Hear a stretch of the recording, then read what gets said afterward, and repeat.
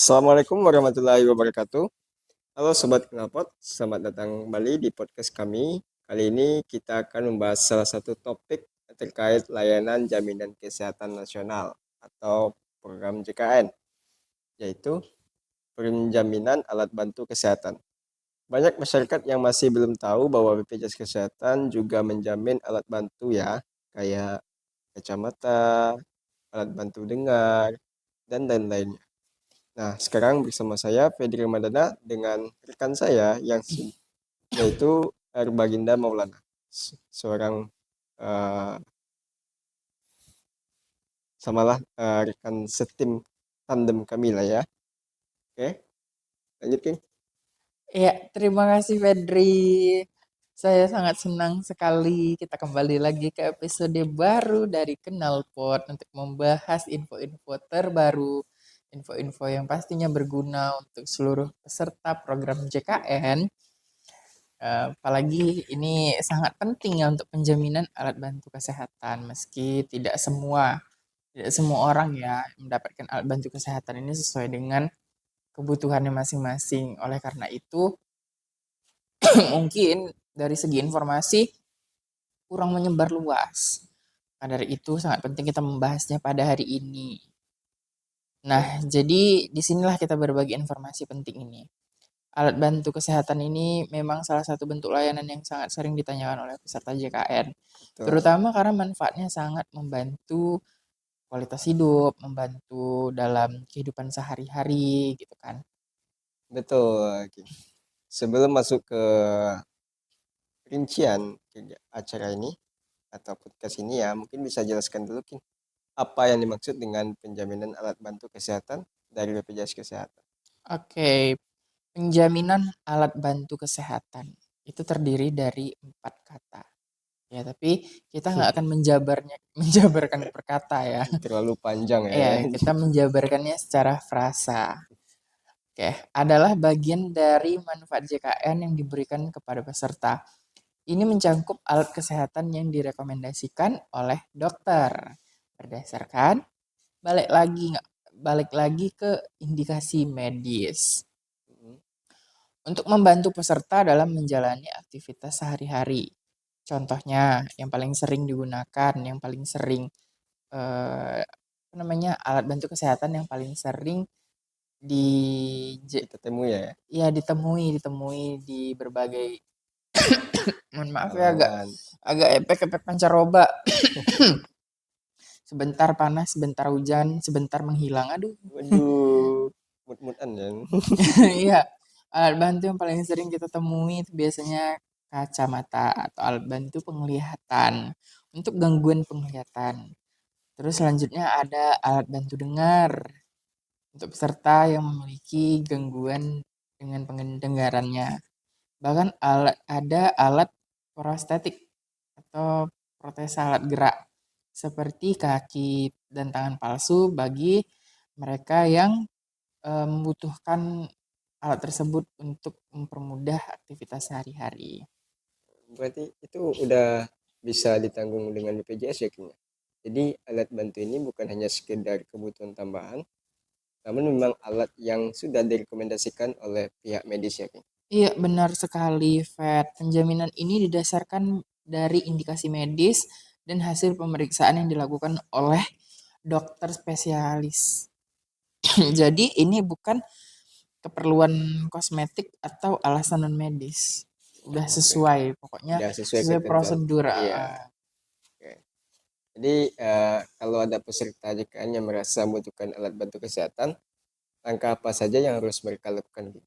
Langkah pertama adalah konsultasi. Ya, kita kan fasilitas kesehatan berjenjang ya, selalu Mm-mm. dimulai dari FKTP terlebih dahulu.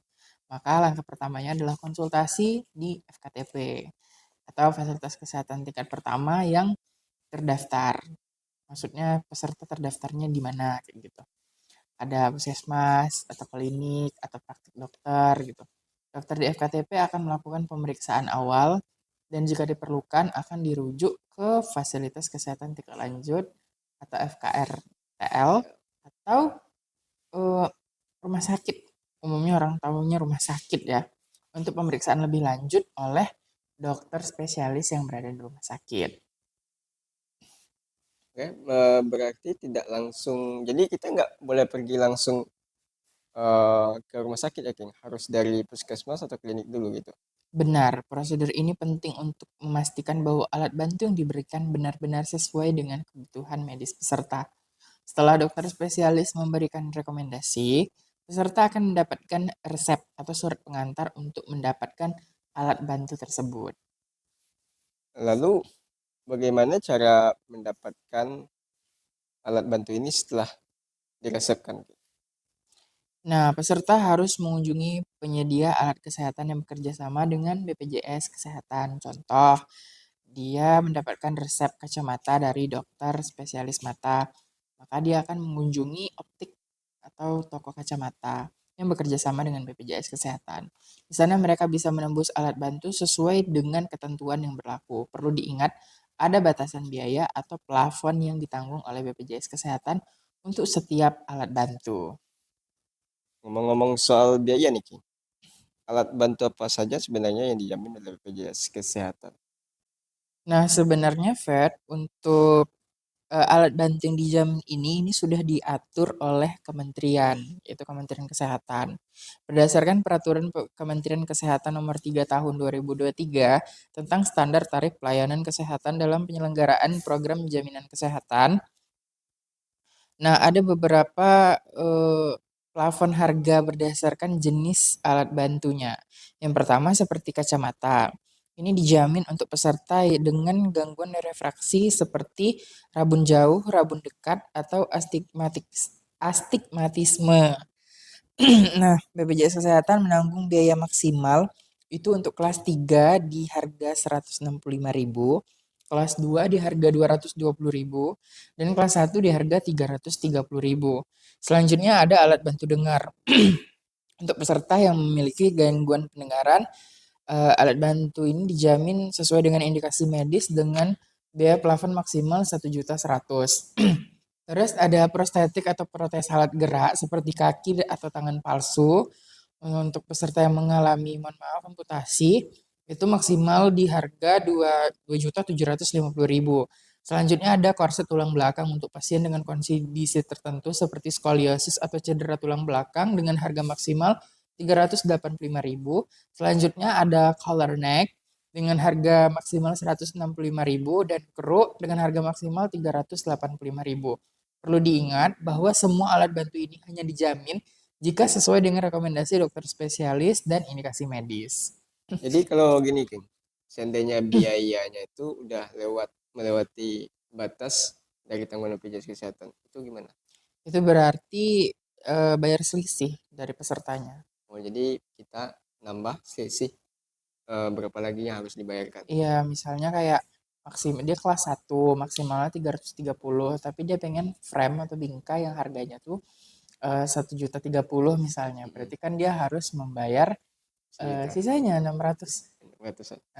700 deh, ya 700 ribunya lagi dibayar oleh peserta itu sendiri. Oh gitu. Oke. Eh, ada nggak tantangan yang sering ditemui oleh peserta saat mengurus penjaminan alat bantu ini? Ya yang paling sering, yang paling awam yang kita, ya gimana lagi ini tidak bisa di apa ya, eh, sulit untuk menanganinya.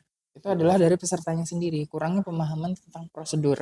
Banyak peserta yang langsung membeli alat bantu tanpa melalui mekanisme yang ditetapkan, sehingga pada akhirnya mereka tidak bisa melakukan klaimnya. Selain itu ada peserta yang tidak mengetahui batasan plafon, sehingga dia menjadi merasa kecewa. Kok ada Iya, biaya tambahan? Kok aku harus bayar iya. selisihnya? Aku kan pakai BPJS kayak Jadi gitu. awalnya dia kira ini semua ditanggung oleh BPJS kan? Iya, seolah-olah BPJS membiayai seluruh hidupnya. Ya, jadi bagaimana cara peserta bisa lebih siap nih? Apa tipsnya nih? Tipsnya yang pertama adalah tolong sekali untuk memahami prosedurnya. Jika Anda tidak mengetahuinya, Anda bisa mengakses berbagai kanal layanan informasi dari BPJS Kesehatan. Anda juga bisa melihat media sosial dari BPJS Kesehatan, bahkan bisa mengechat admin dari media sosial Hmm. tersebut jika Anda tidak mengetahui tentang prosedurnya. Jangan langsung membeli tanpa berkonsultasi terlebih dahulu dengan FKTP. Gunakan aplikasi Mobile JKN. Di sana peserta bisa melihat fasilitas kesehatan yang terdaftar dan informasi penjaminannya. Terus selalu aktifkan kepesertaan. Jangan pakai BPJS Kesehatan pas udah butuhnya aja. Karena Ya, sekali lagi, tanggal sial tidak ada di kalender. Nah, oke. jangan ketika butuh Anda baru mencari. Betul. Nah, kayak gitu ya. Terus selanjutnya simpan dokumen seperti resep dokter atau surat pengantar karena inilah syarat untuk mendapatkan alat bantu tersebut. Oke, terima kasih Baginda atas penjelasan yang sangat-sangat bermanfaat ini. Saya yakin informasi ini begitu penting bagi peserta JKN yang membutuhkan alat bantu kesehatan. Sama-sama Fedri, semoga semua peserta JKN dan pendengar setia dari Kanalpot semakin memahami hak dan prosedur mereka sehingga bisa memanfaatkan layanan ini lebih optimal lagi. Oke, baiklah. Itu tadi pembahasan kita tentang penjaminan alat bantu kesehatan. Jangan lupa untuk terus mengikuti podcast kami untuk informasi menarik lainnya. Sampai jumpa.